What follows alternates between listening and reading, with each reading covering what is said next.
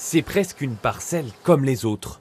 Même le pulvérisateur y passe sans problème, si ce n'est que des milliers de panneaux solaires la surplombent. Une centrale électrique en hauteur à 5 mètres du sol qui laisse le champ libre à cet agriculteur.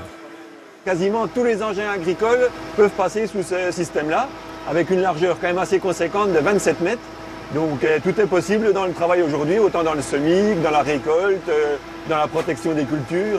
Partout en France, on cultive de plus en plus à l'ombre du photovoltaïque. Mais les plantes y poussent elles aussi bien.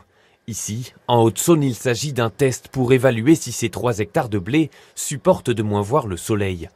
Par rapport à cette parcelle témoin sans panneaux, les premiers résultats sont encourageants. C'est beaucoup plus vert sous la canopée que ça l'est dans la partie témoin. Il y a un effet donc pergola, protection des cultures. En pleine chaleur donc l'année dernière, il y avait 3 degrés de moins à 20 cm de profondeur sous les panneaux que dans la partie témoin. Ces panneaux censés résister à la grêle protègent-ils vraiment les cultures?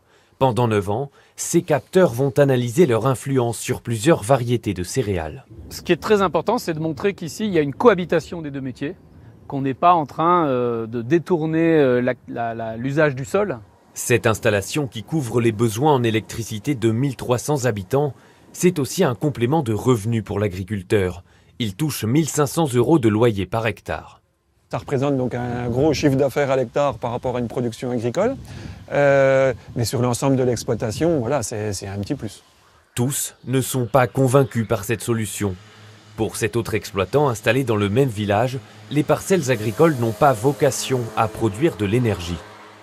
Il y a déjà bien assez de surfaces artificialisées, donc voilà, entre le bitume, les toits, les bâtiments publics. Donc tout ça, je pense que ça représenterait déjà de la surface déjà à recouvrir pour produire de l'énergie solaire.